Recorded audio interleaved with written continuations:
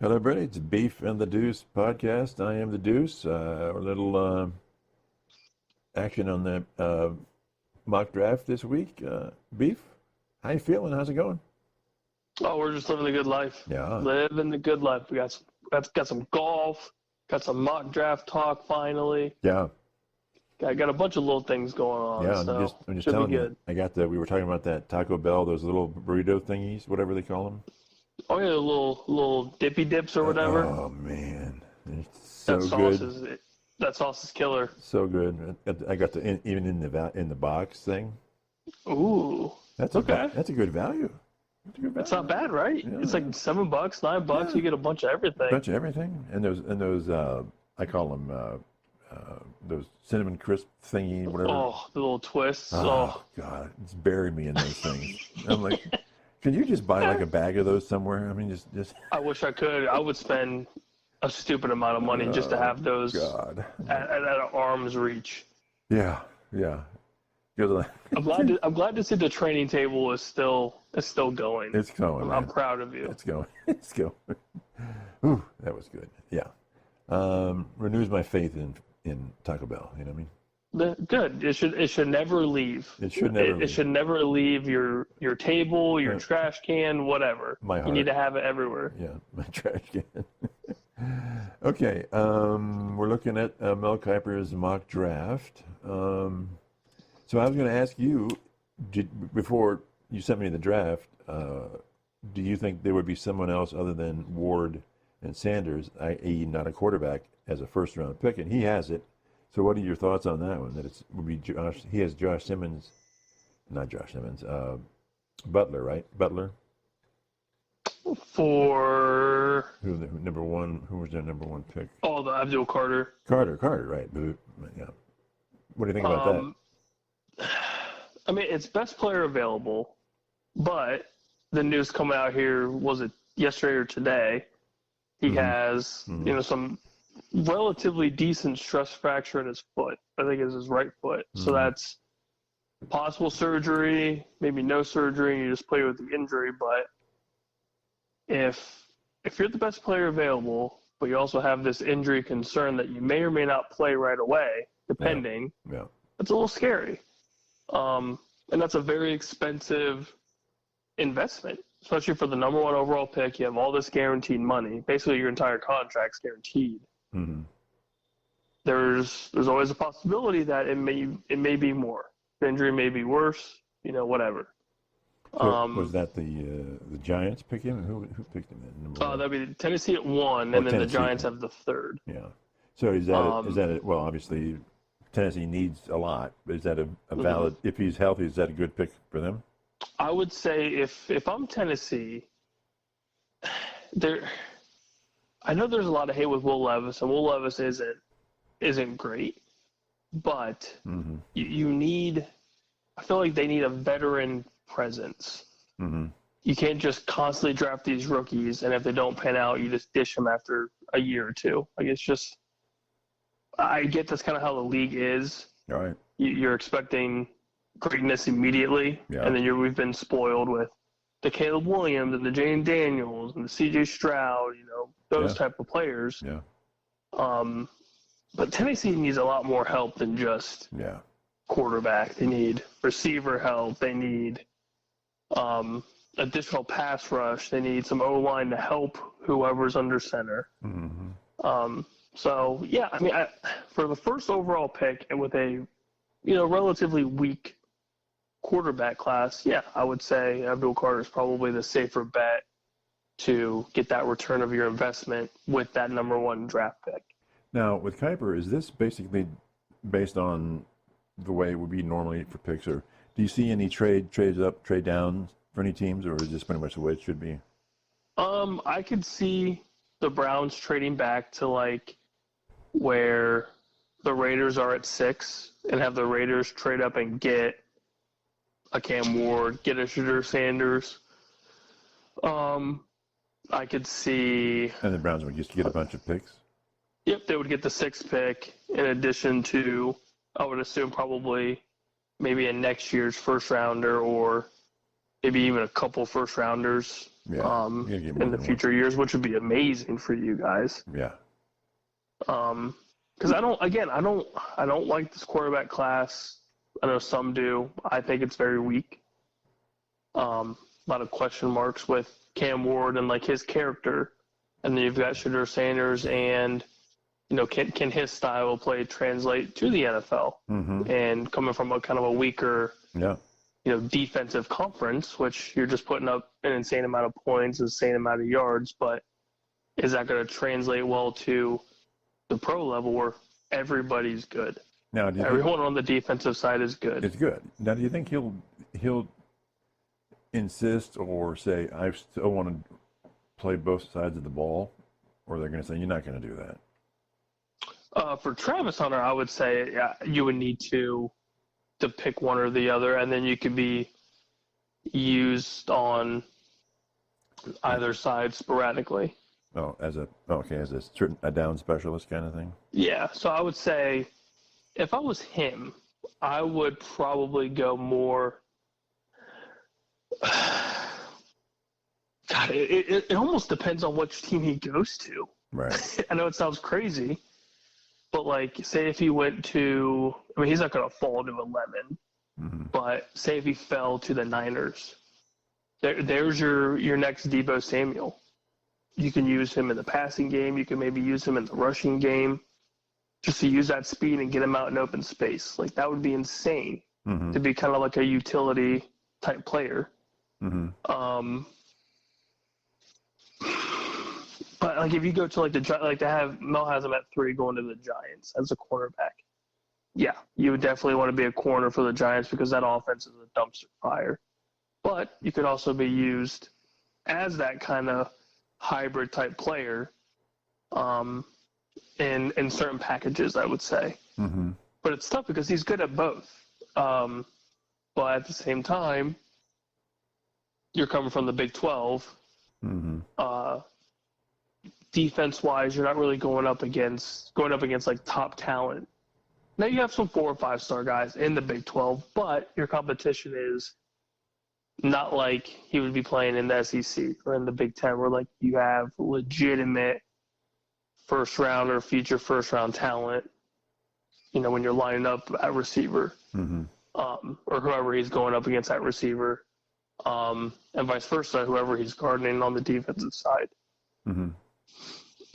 But the risk reward with him is, I would say, kind of low, because if it doesn't pan out as a receiver, he may still be pretty decent at a quarterback, or vice versa. Right. So it's kind of tough to say what exactly is the best bet for him. But these GMs are, they obviously know more than us basic dudes on our couch. Mm-hmm.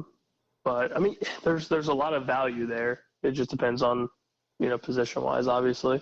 Yeah, I was looking at Rich Eisen was interviewing a former general manager, and he said it doesn't really bother him that a lot of these guys aren't going to like the quarterbacks won't throw, or Genti isn't going to run. But he said the key is the physical, and then talking to people. He said the physical.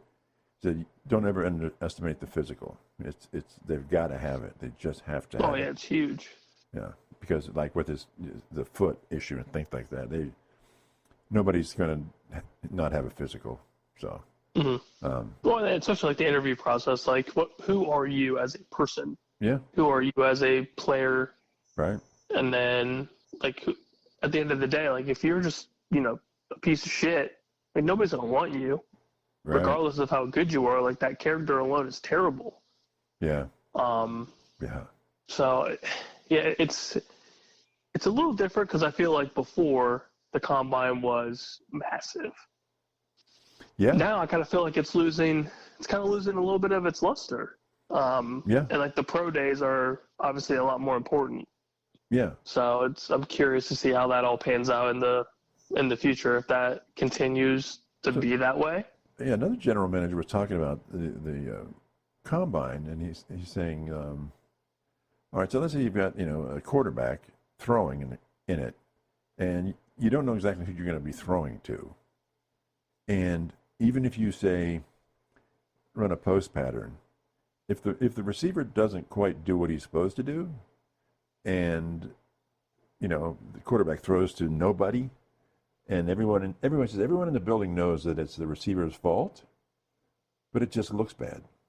It just like during a football game, people will say, well, he just threw to nobody. He threw to empty space. Well, there's a real good chance that the receiver effed up. But nobody cares about what the receiver did. Everyone just looks at the quarterback and goes, boy, that looked dumb. And he said, that was all your fault. They said, this is on you. They just don't want to look. It's too risky unless you're throwing to somebody that you know for sure. And he said, it's too risky to look dumb. You don't want to look dumb. Yeah, it's like what CJ did, during his pro day, or pro day. Will Howard. That's why they want to do the pro day, because you choose who you're going to be throwing to. It's all controlled. And definitely thrown to the likes of Marvin Harrison, for example, absolutely, for him, or if Will Howard's throwing to Jeremiah Smith, Carnell Tate, like these studs, he's going to look great. Right. He's going to look really good. They said, you want to look great. You don't want to look dumb. It's just you definitely don't want to look like a bag of ass. Right. And you want to look decent. And the general manager goes, everyone's on tape. Everyone has a ton of tape. So everyone sort of knows. Everyone has a pretty good idea of what they're capable, or this quarterback, let's say, is capable of. But if they're just sitting there, having a beverage, talking to somebody else, and the pass goes errant and it just falls into the middle of nowhere, it just looks dumb. They don't want to do it. Too risky. Yeah, absolutely. Yeah. So, any trades? Any of the Myles, Garrett? What are we talking with Stafford now? We talk Stafford with the Brady deal, not deal, but that bizarre state of Montana meetup.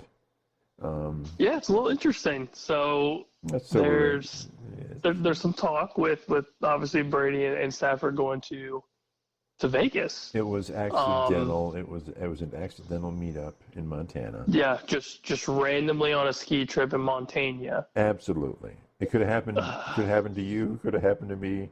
Only it will never happen to you or me. Absolutely not. Nah, we won't even get on a slope if Brady's on that slope. No, I don't belong. Yeah, they won't allow me on the slope. I do not belong anywhere near there. You don't belong on the slope right now. This is the Brady slope. Absolutely, but yeah, it's a little intriguing to me. I think, again, Vegas has money to blow. They've got a ton of cap. They have a ton of cap, yeah. But the Rams didn't really say you can go and do something like that. They didn't really give him permission to just talk to anybody in any circumstance. They're really pushing it here. It's definitely gray area, if you will. Tampering. Mr. Deflate the ball. Yeah, little deflate gate action going on. Yeah. But in the sense of, what's the best way to put it? I guess personnel, like trying to fix the Raiders, kind of. Stafford's attractive. He's proven himself to be, even at his age, very serviceable and a good quarterback. Yeah. One guy was saying, one GM was saying, he's probably not a top 10 though, not at 37. He goes, look at the last 35 plus year quarterbacks that they've been, Rodgers and some other guys that were like up in their 30s, and they just haven't worked out. They just have not worked out. So that's going against Stafford to change, because he's 37 right now, right? 37. Yeah, he's upper mid 30s for sure. So and they're like he's a good two or three more years, and and why would he want to go to the Raiders? Because they're a huge rebuild.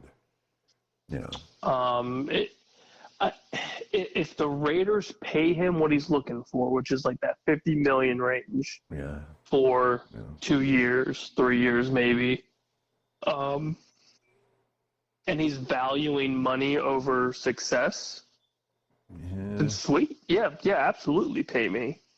But I don't think the Rams are going to go cheap on him. I don't think they're going to go, lowball him or anything, but maybe not 50, but. Yeah, I highly doubt they'll give him the 50. But if they gave him 3 years at 40 guaranteed, sure, sign me up. Yeah. It'd be interesting, though. It'd be very interesting. So what's your take? What do you ultimately think is going to? I actually think he should want to stay with the Rams. Shouldn't go to the Giants. Who wants to go to these teams? Who wants to go to the Browns? Absolutely. Like get me out of anything New York. Absolutely not. Yeah, that is pure hell. You don't want to go to Tennessee. You don't want to go to the Browns. You don't want to. I mean, there's just no way.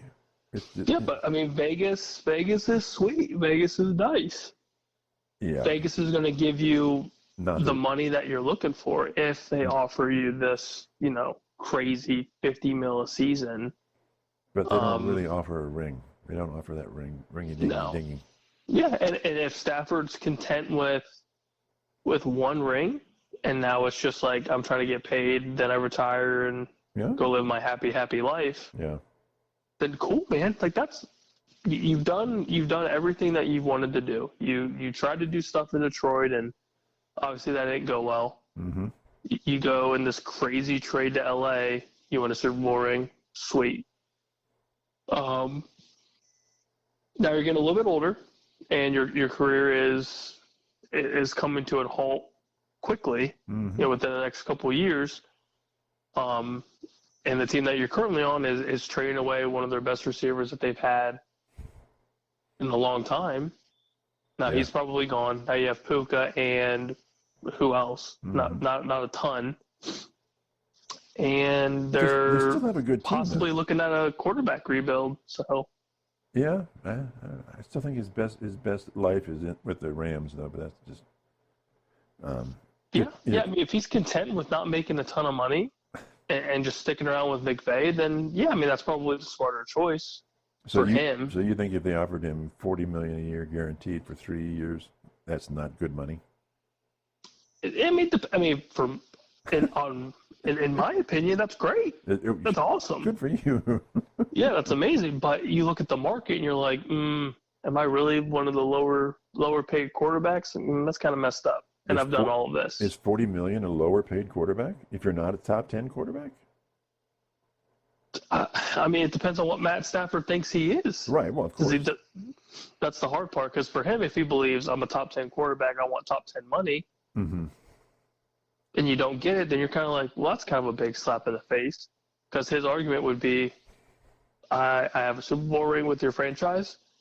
My stat line from the time I've been here to now has been good. Mm-hmm. Pay me. And if you're not going to pay me, I'll go somewhere else. Yeah. Yeah. But he's with one of the best play callers, offensive minds in the game. They're still even with trading away the receiver, they're still a very, very good team. Yeah, absolutely. And him and Puka have established a pretty solid connection. Yeah. So if I'm Stafford, if you go straight to the Raiders, there's nobody there. Right. And you have nobody. Another question I've been hearing is people are saying, okay, so he's allowed to go talk to anybody about, sort of a free, and he's not a free, thing is he's not a free agent, so. He's just allowed to talk to people. He's allowed to talk. Why would any other team talk to him? Why would they give him the number that they're willing to pay him? Because he's just going to go back to the Rams and say, hey, Tennessee's going to give me $45 million. Mm-hmm. He just wasted the Tennessee's time. He just basically said, I'm using you to get more money out of the Rams. Thank you.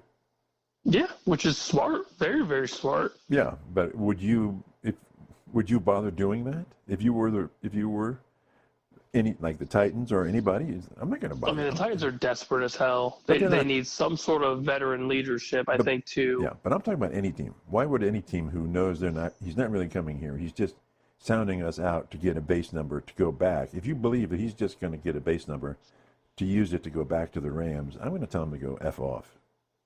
Yeah. I'm not going to talk. I agree. I think it's tough, especially if you're a skid mark of the NFL team-wise, like the Titans right now, like the Browns. Is he ever going to – would he really go to the Giants? No way.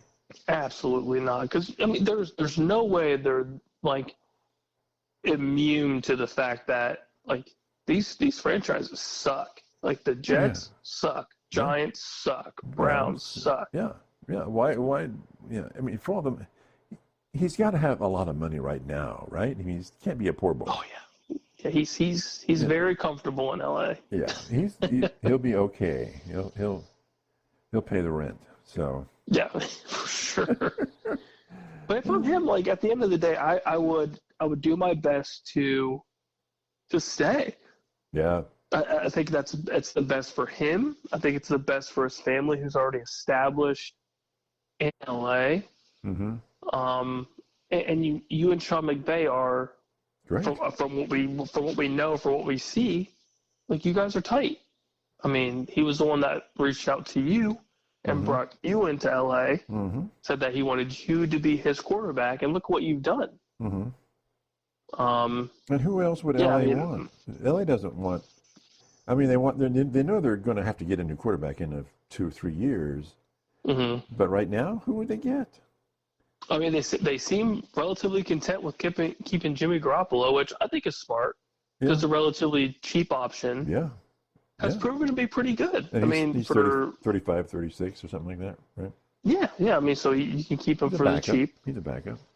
Yeah, and if he does come in, he's going to provide something decent. I'm not going to say it's great, but he's going to give you something decent to give you a chance, which is all you need out of a backup. Out of a backup, it's your insurance policy, and you're hoping that if they do pan out, then sweet. But if not, you're like, okay, cool. Like, you're just a backup. So where does Joe Flacco go? Oh, boy. That's tough. That's very tough. There's so Selfishly, I would love to see him make Cleveland again. Yeah. It's kind of so amazing. I just think that was fun. Yeah. Even these GMs who never worked for the Browns are like, he's just so the Browns. He's just perfect for them. Even if he's not the starter, even if he's the backup on the bench, he's such a Browns guy. And you could see that even when he played with Baltimore. He's that type of a guy. And they're saying like they just effed him all up. He took him to 11-5, and they told him goodbye.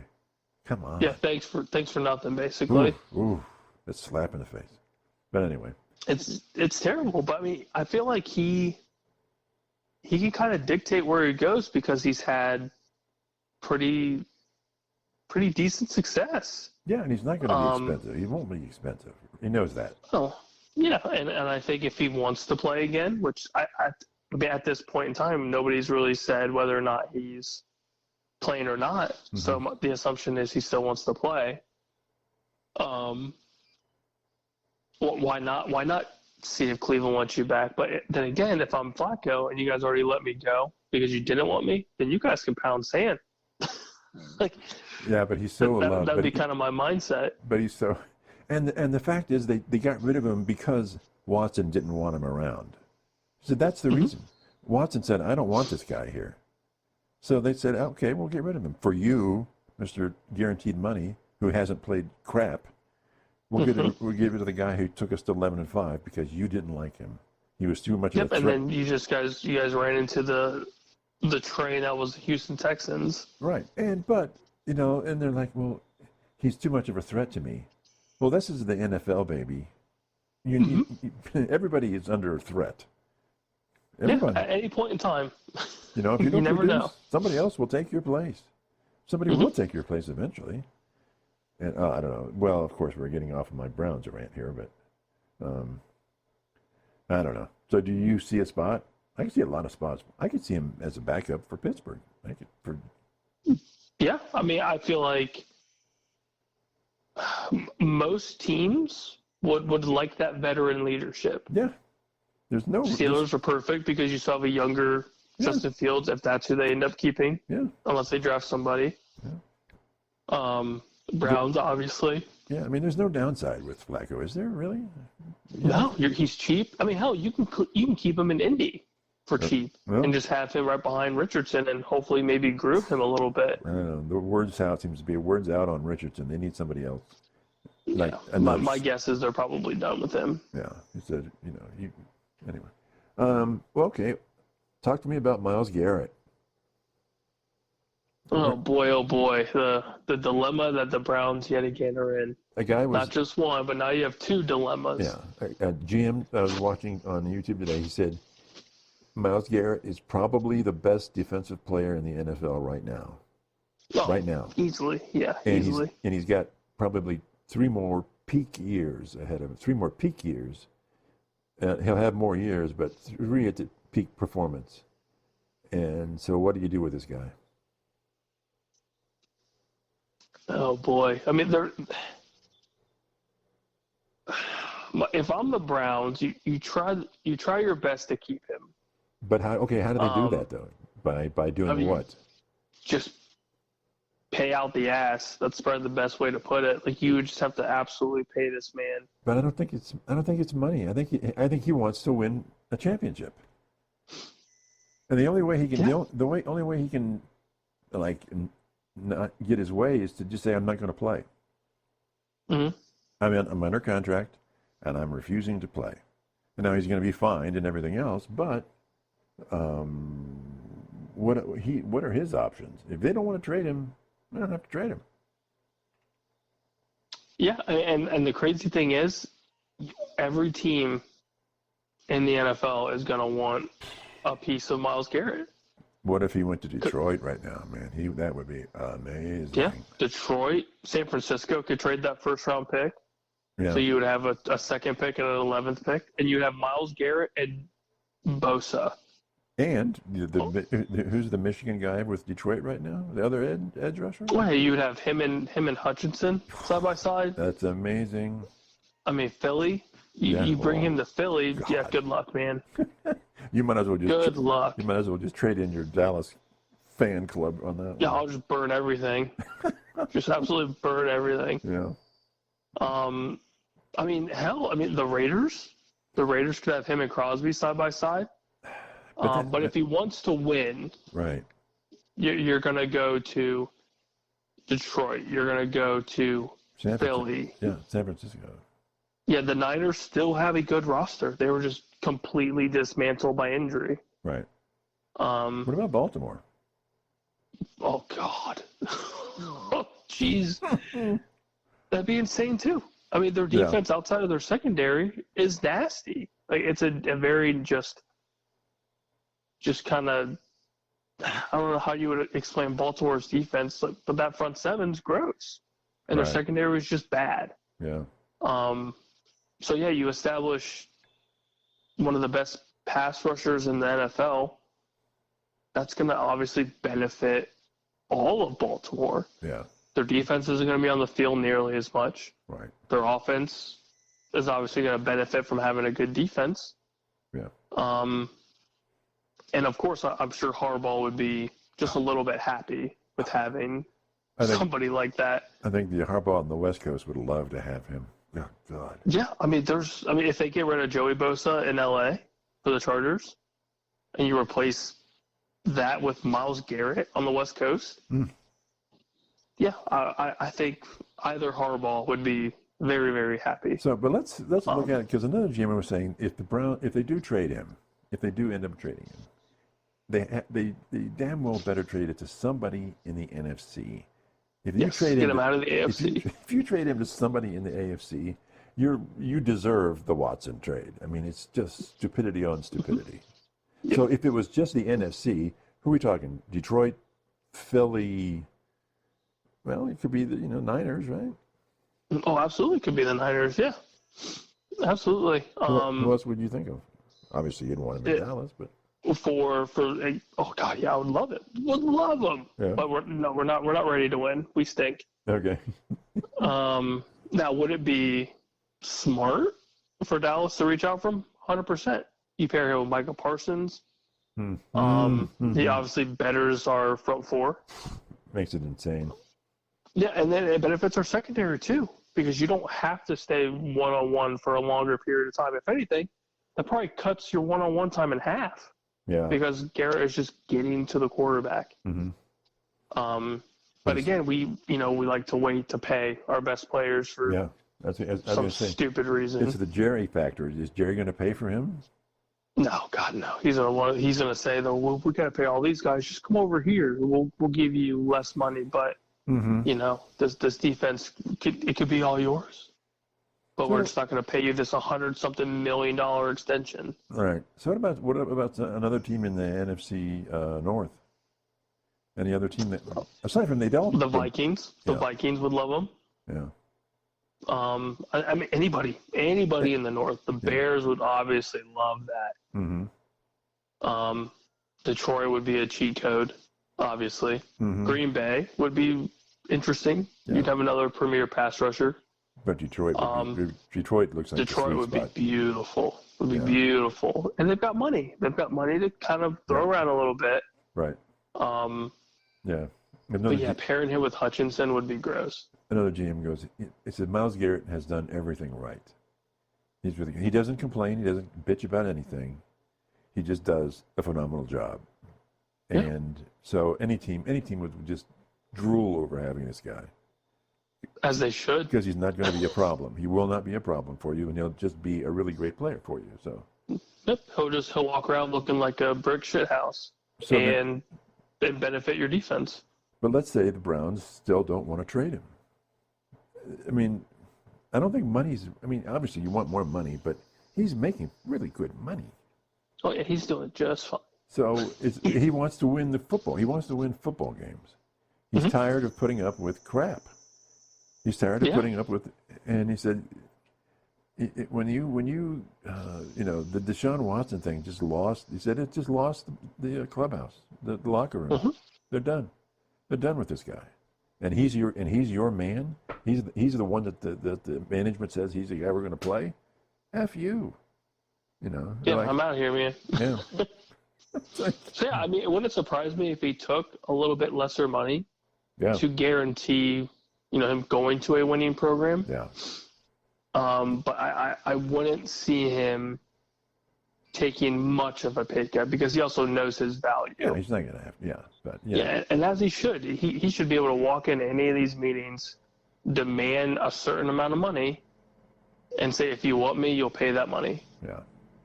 And I think any GM or any head coach would be like, yeah, that's fair. Yeah. I know I'm coming back to Flacco, but another GM said, who was more familiar with the Browns, said when Watson didn't want Flacco, and he said everybody on the Brown in the locker room loved Joe Flacco. I mean, they just love that guy. And Watson didn't want him, and the management said, okay, we'll get rid of him. He said they just lost so many players emotionally from their team. It's because they just caved to this guy who hasn't played. Yeah. All because it's a guaranteed contract. Yeah. Joe Flacco does nothing but play. He doesn't complain, whatever. I've been down that road. So, but he said that the Browns have to do something. I don't know. Does Garrett just sit down and not play? That's not like him. I don't see him doing that, but I also wouldn't blame him for doing it. No, not a bit. Not a bit. You guys are in a tough predicament. Yeah. It's not ideal. Yeah. Yeah. And then the Browns just keep moving away from quality players. It's just like a downhill slope right now. It's like you guys are scared to win. Yeah. Well, like you know what benefits the team, but it's like they're scared of doing it. Yeah. And the chance that like something else just backfires. But then again, I mean, everything else has backfired. Like the Jerry Jeudy trade was, pretty decent. Yeah. And like signing him to what was it, like a 3-year deal. So like that's been good. Yeah. But then now you're probably letting Nick Chubb walk, which again, it's injury based. I get it. So you probably lose Chubb. Mm-hmm. But you're going to lose Chubb, and then you're going to lose Myles Garrett, and then now Denzel Ward's just sitting back there like, what the heck? Yeah, okay. Like, why am I doing this? Yeah, why am I here then? Yeah. Like, So eventually that's going to be the issue, and then it's going to be an insane complete rebuild. And even the people that the guys are going to get drafted by the Browns, they're probably going to be looking around like, what the hell? Yeah. Yeah. Like, this front office sucks. Yeah. Like, something needs to be done. How long are they going to keep Szymanski then? Because it's obviously going to be his fault, right? They're going to blame him. Oh, it's always Stefanski's fault. Because the GMs and the front office don't want to take blame for it. Yeah. Yeah. It's crazy. As I mentioned it's a before, dumpster fire. There's former NFL coach, in referring to the Browns, said, losing this much is not by accident. It's not an accident to do this. No. Consistently Yeah, this God, no. It's all by design. Stupidity by design. Okay. Enough about that. Some more about the draft then. So do you think the Browns are going to take Cam Ward? Knowing how the Browns operate, yeah, it's very possible. Yeah. But if they're smart, I would trade back.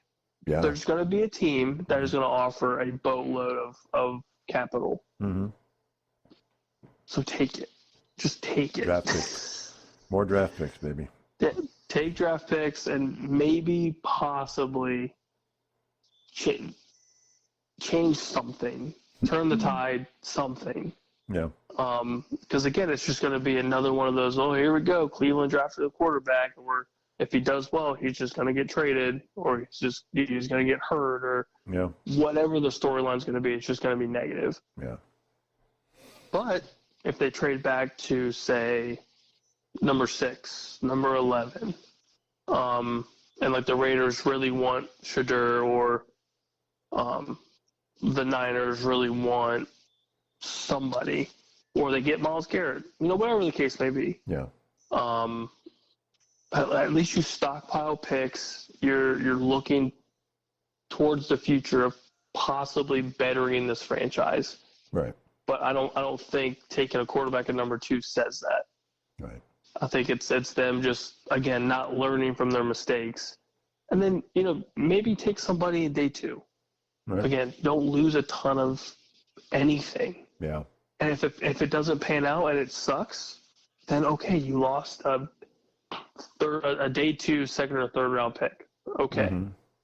But you still need to bring in some sort of veteran presence to groom whoever they're going to draft. Mm-hmm. Now, who that veteran presence is going to be, I have no idea. Right. So that's a tough question. They're kind of in a tough spot because they don't have anything.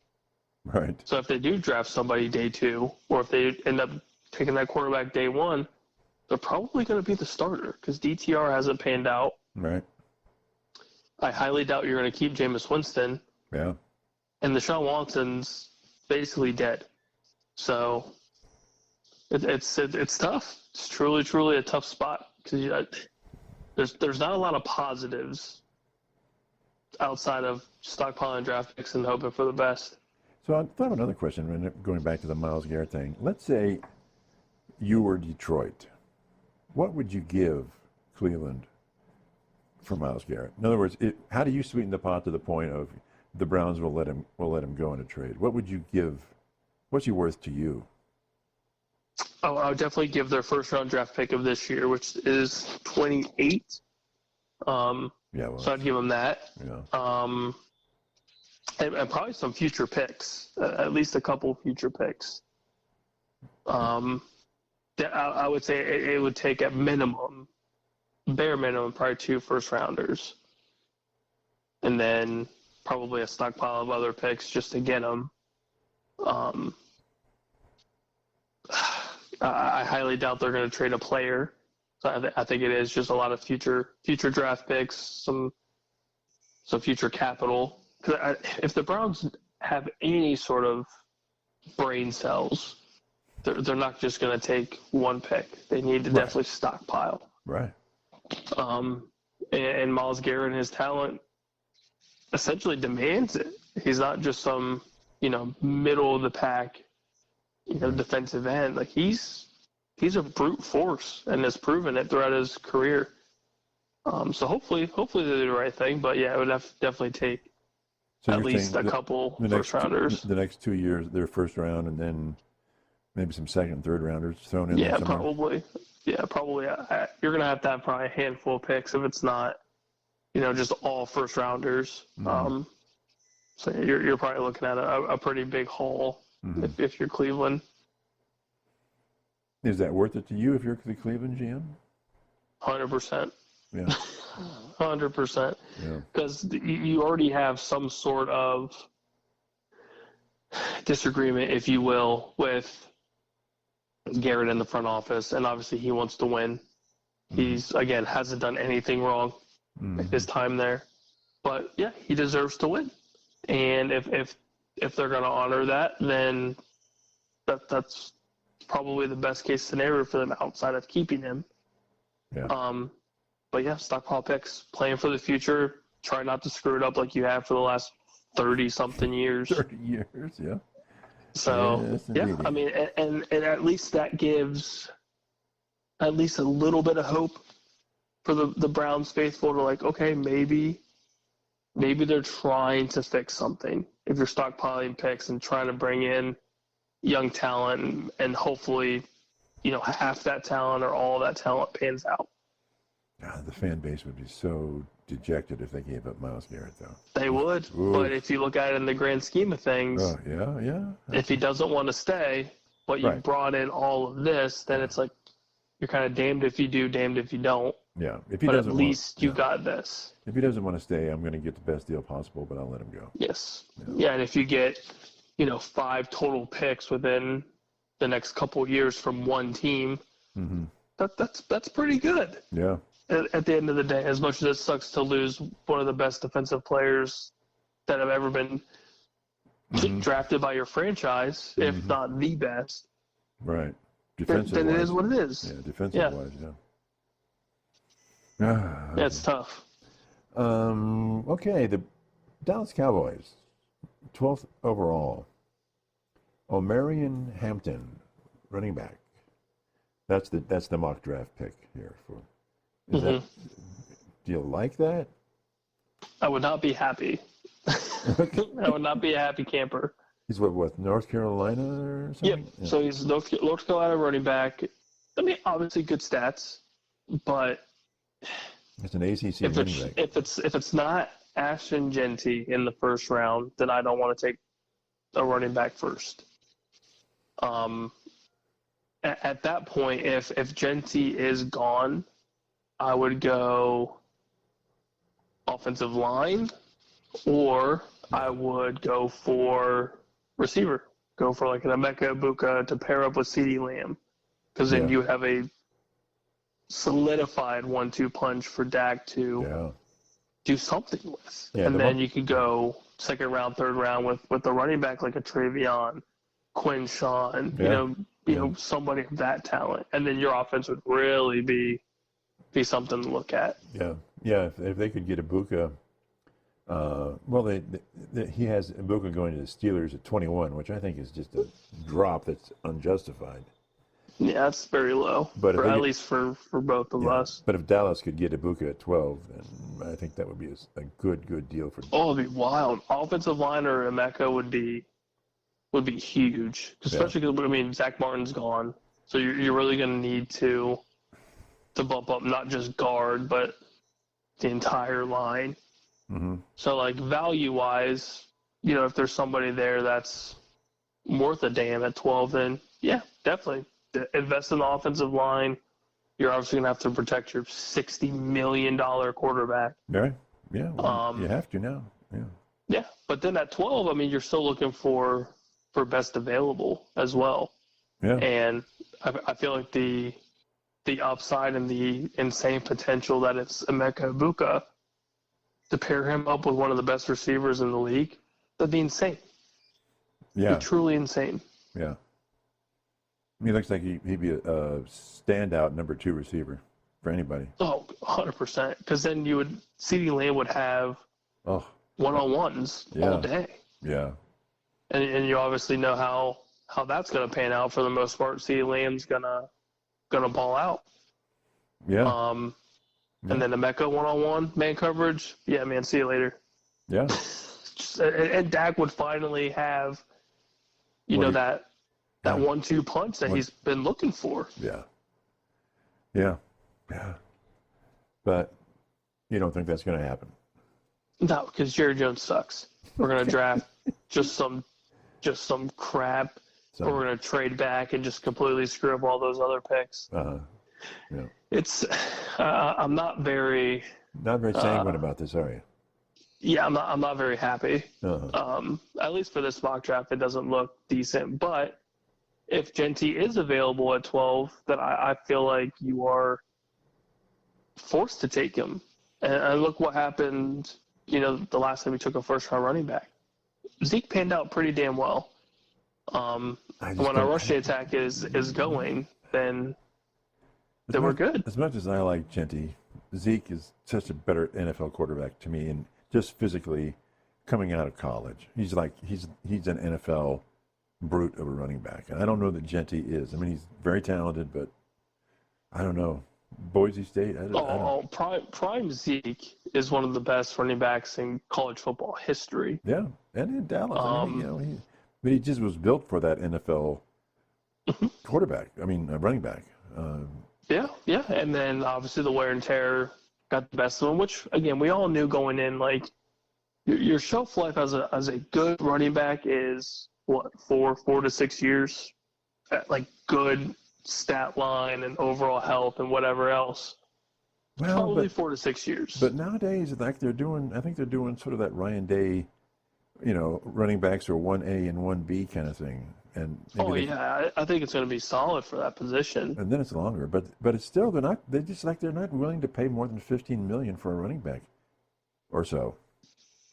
Yeah, there's almost no point now, because if you do the dual backfield, then yeah, I mean you're not inclined to drop that kind of money unless you are a Christian McCaffrey. But even then, it's kind of a stretch because now he's banged up. Right. Yeah. So it's tough. That backfield or that position alone is tough to get. That big money like it used to be. And again, you can blame the Todd Gurleys of the world, the Zeke Elliott's, to kind of blow open that market. Mm-hmm. But I mean, and for what Genty did in one season is still truly remarkable. And I think for that draft pick at 12, it's again best player available. But at the same time, the upside and the possible, I guess, production that you're going to get from him is real. And I think if you get that offensive line on track, Dak has another solid backfield to kind of open up that running attack, then the passing attack's going to come right with it. Yeah. And it still gives you a decent shot to maybe keep up with what Philly's been doing the last couple of years. Yeah. Not close, but I mean, it gives you hope. Mm-hmm. So give me your top 5 NFC teams. Obviously, you start with Philly. Yeah, Philly's 1. Rams? I like the Commanders.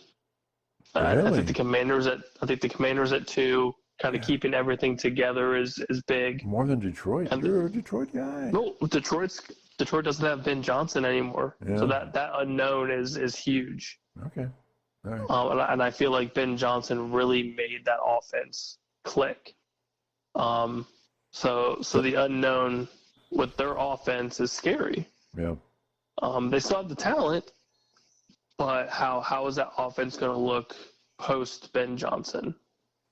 So they're 3 for me, but I think the Commanders and what they did in the playoffs was truly impressive. So it's Eagles, Commanders, and nothing's really going to change. Right. So it's Eagles, Commanders, Lions. Niners probably. Okay. And then 5. Ooh, that's tough. 5's tough. Nobody from the South, really. Right. Not even the Rams? Not even the Rams? Well, the Rams are still an unknown because you don't know if Stafford is there or not. so it's hard for me to put them at 5. Well, let's say he's there. Let's say he's there. I still think the Vikings at 5 would be good. Better than the boy. Okay. I think so. Not I think so. Green Bay or Green Bay crossed my mind. Okay. But I still think the Vikings offensive wise is just good. Justin Jefferson's still there. Jordan Addison's still there. My guess is in the draft they're going to draft probably a running back. If they get a Travion Henderson in that offense, it'd be insane. It'd be truly insane. So give me some love or talk about the Cardinals. God. A lot of people like him as a sleeper. Obviously, you don't. I just think the Cardinals just need so much help in general because I don't know if Kyler Murray is the answer for them. Okay. Obviously, James Conner is getting older, so running back's a need. But they just don't have anything to help. Okay. I don't know if it's a Kyler Murray problem or if it's just like a personnel problem. Right. Because you have Marvin Harrison, but he was barely used. Right. At least not to the extent that people thought he was going to be used. Right. So that needs a little bit of help. Their defense is very hit and miss. So I feel like outside of that, I don't know if there's a ton of promise in that. Maybe it's just me not being the biggest Kyler Murray fan. Okay. Yeah. Clearly you are not. Yeah. So I don't know. I don't know if. So what about Seahawks? Oh gosh. You like the Seahawks? I do, and they actually kind of gave me the thumbs up when I believed in them. So right. Now, which finger was that again? Oh, the thumb. It's probably gonna be the middle finger now. Yeah. Okay. But I mean, I like what they're doing. The unknown is Geno. Is Geno staying? Is Geno going? If he does leave, what does post Geno Smith look like? Right. And does that mean DK Metcalf leaves? Obviously, Jackson Smith-Njigba is a stud. So he's a star in the making. Does Tyler Lockett leave? How does the running situation look with maybe a first-year quarterback or a quarterback outside of Seattle? If you get a veteran, if you do draft a rookie, like how does that look?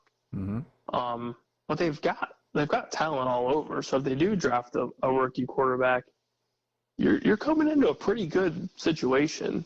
Yeah. Coaching staff is obviously pretty good. So if I'm a rookie quarterback, I would not be mad if I got taken by Seattle at some point, depending on who it is. So you're not keen even on the Buccaneers at all? They'll probably win their division, but that's about it, kind of thing. Yeah, I think so. I think them not re-signing Chris Godwin is going to be kind of big. Mike Evans is getting a little older. Now, the 1-2 punch in the backfield with Bucky Irving and Rashard White's obviously very good. And I think Bucky Irving is going to help them offensive-wise big time, especially going into his second year. But it's the defense that's very just meh. Yeah. I mean, they can score points at will, and that's always been great. But you need some sort of defense to obviously limit other teams scoring the exact same amount of points, if not more. Right. Like they're not gonna win a shootout with Philadelphia every single time or ever. Commanders, same thing. I mean, you have to stop these teams, especially in the NFC. Right. Detroit, if their offense stays intact, post Ben Johnson, it's hard to win these shootout games week in and week out. Right. I mean, it's just tough. So they need to really get that defense in order. I mean, I believe in Baker. I believe in Bake. I believe in everybody on that offense. It's the opposing side of the ball that's going to hurt them if they don't fix it.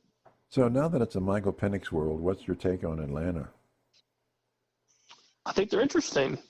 I think there's a lot of potential with with Penix and Drake London, with obviously Bijan Robinson being, starting to become a premier running back. They need somebody opposing Drake London to help him. Mm-hmm. So if they do, get a premier wide receiver in this draft, which I'm assuming they will, or at least they will hope to draft somebody, that's going to be huge. Mm-hmm. Their defense really isn't all that bad. I mean, they're kind of like middle of the pack, maybe lower tier in that middle section, but won some games. Yeah, I mean, they obviously did well enough when Penix was under center for those couple games, and he, in his last game, proved to be pretty good. Yeah. So yeah, I think the future is bright for them. It just the next couple of years, draft-wise, trying to surround Penix with maybe another receiver, and then get that defense going, that they could make some noise in the South, I think. Yeah. Okay. All right. Anything else you want to talk about with the?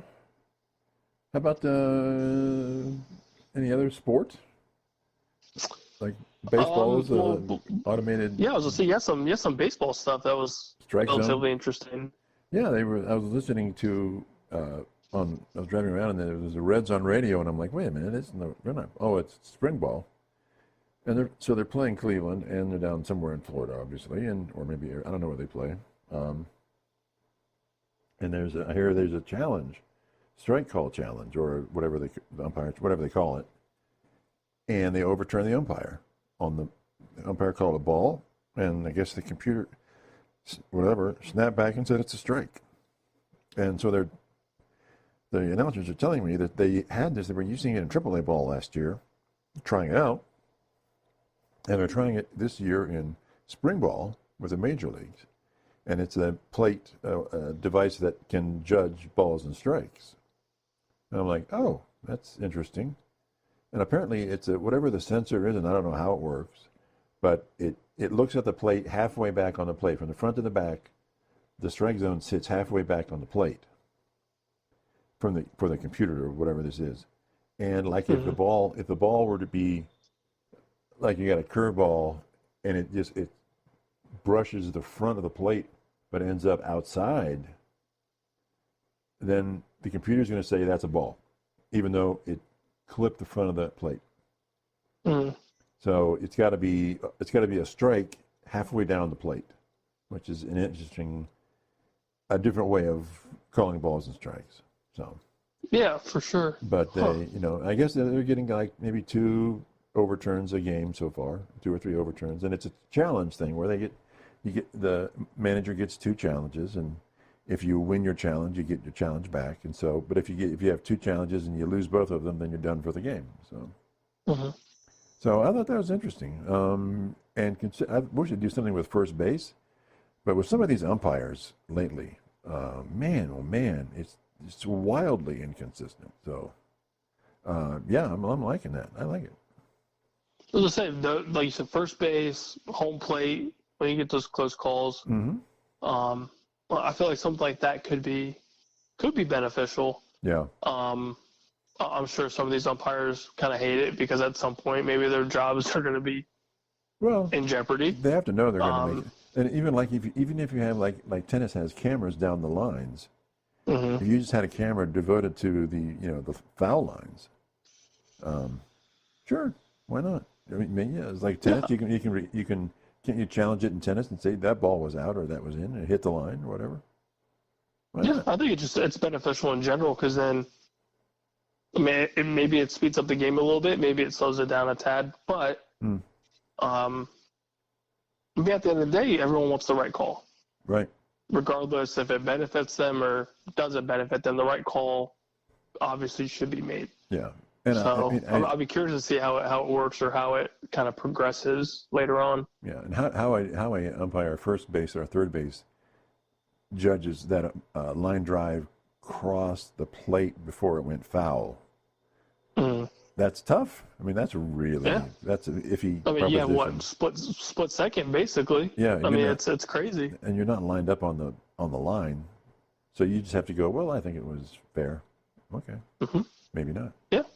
So something like that, like you said, with the tennis matches and having But what about ESPN not taking the option for the 3 years and saying, no, we're not going to cover baseball anymore? I think it's crazy. Yeah. I think it's nuts. I mean, for the longest time, I've watched baseball on ESPN. Well, since 1990, yeah. Yeah, I mean I've been doing that my entire life. Yeah. But the ESPN is paying for a third of a season to the NBA, like so many, $1.5 billion or $2 billion for the NBA, and their ratings are trash. Oh, it's terrible, yeah. But they're only paying. But the baseball saying, wait a minute, we're getting paid $550 million for the entire season, and you think it's overpaid? They don't agree, and I kind of agree with them. But maybe ESPN is just overpaid for so many of these properties that they're just hurting. I don't know. Maybe that's it. Yeah, but I feel like something like, so I want to say it's Fox that covers the majority. TBS and Fox do the playoffs, World Series, and I love that coverage. I mean, I don't tune into baseball nearly as much anymore, but like the Fox coverage and the TBS coverage, I think it's phenomenal. Yeah.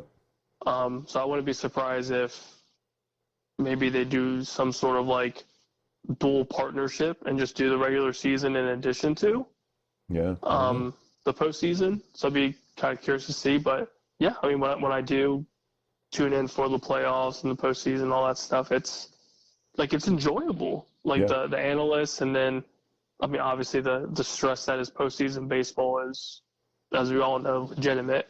Yeah. But you kind of feel the anxiety when you watch these games, and then you're listening to the broadcast, or even on the radio. I mean, it's I think the coverage is great, so I'd be kind of curious to see if they maybe take that leap forward and maybe get a contract going. Well, do you think it's a comment on the fact that people aren't following regular season baseball that much anymore? Yeah, I mean, I think to an extent. I mean, the season's so damn long, right, and that's always been the topic of conversation with baseball. It's always been that long. I mean, yeah, but it's tough to change something that's been going for so long. Right.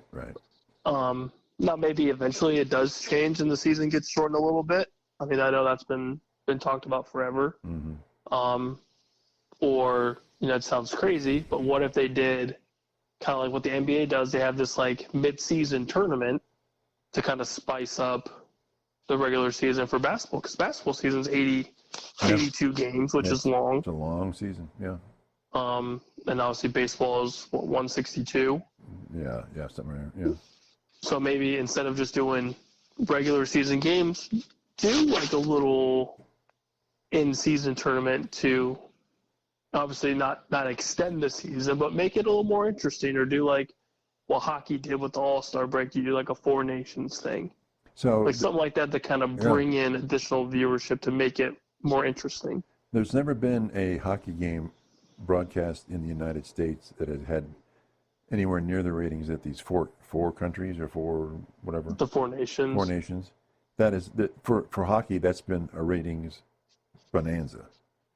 So do you think it will bleed over into the regular season, or is it still hockey regular season and not many people watch it? I think the All-Star breaks in general for sports are just so boring. Right. Because it's always the same stuff, that like something different like that. Yeah. Which is like, ooh, like this is. Yeah. Oh, it's a great idea. This is cool. Yeah. Surprised hockey thought of it. And you kind of play seriously. Like in the All-Star break, you're just having fun, and it's whatever. These are legitimate games. Yeah, like this is like I'm playing for my country. They're throwing the gloves down and fighting. I love it. Yeah. So maybe something like that for baseball would be cool, because you have so many countries represented in MLB. Right. Do kind of a tournament like something. What if you had does something? American League versus National League All-Star, like a tournament, like a Of course, that's not at the break then. If he had a break like just the AL All Stars, NL All Stars versus one another, Yeah, that'd be with some cool. consequence, with some sort of. I mean, it can't be, I mean, like the NBA All Star game is not even a game. It's a joke. It's not even a game. It's a joke. I can't stand watching it. I get so bored. Yeah. Oh well. But at least like with the NHL, like I don't watch a ton of hockey, but it intrigues you. You see the whole four nations, like what's this? Right. And then you see these games being played, like these dudes are playing. Yeah. I mean, for real. Like this is a for real thing. And it's our NHL teammates on either side duking it out with one another. Like, you're my teammate, but awesome. I'm gonna hit you right in the mouth. Yeah, like you suck. Yeah. I'm fighting you. Yeah. America. America. Yeah, good stuff. So, all right, anything else on your radar? Does Brock Purdy deserve to be paid? Sure, why not? I don't think he's. Do you think he's top 10? Yeah, I would say so.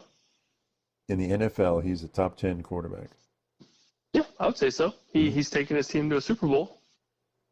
Okay. And barely lost. Well, there are a lot of teams that barely lose. Yeah, but have they taken their team to a Super Bowl? But is that your only criterion? Almost to the. No, it's just a question to be a question. Right. Because I think it contributes to his couple years of starting now. So in those couple of years, he led his team to a Super Bowl. So okay, let's refer to this back to the Stafford thing. A number of these GMs I was listening to today in a couple of days say he's nowhere near a top 8 quarterback. So is Purdy better than him, or they're like right now? Yes. Just because he took him to the Super Bowl? No, I think just in general, I think stat-wise, play-wise, and team as a whole outside of this season, when that Niners team is healthy, that whole team's humming. That's right. But when they're healthy, Brock Purdy is also throwing for 275 and 2 or 3 scores every game.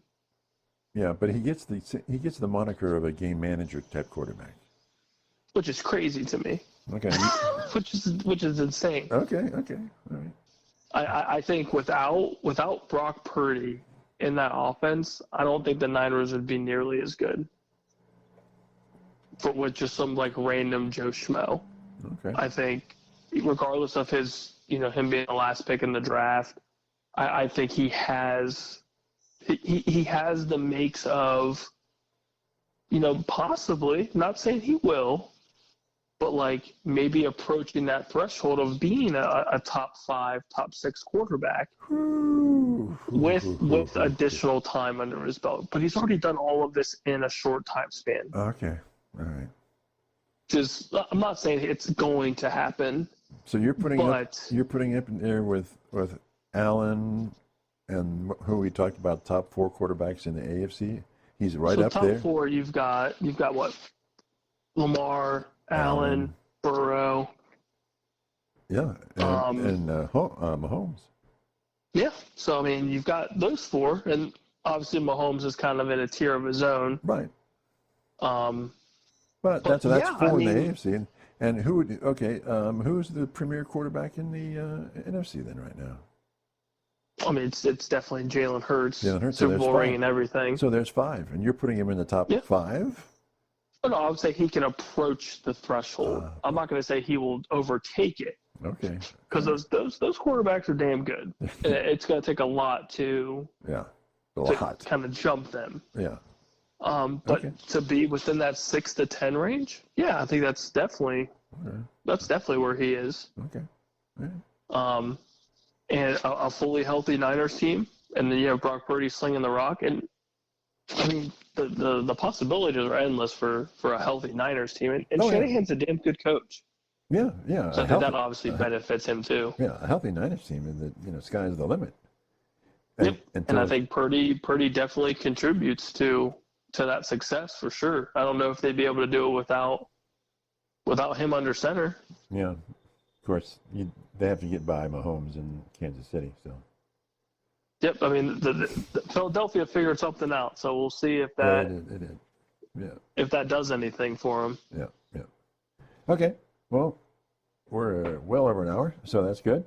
And we will be back with you guys the next time. Bye.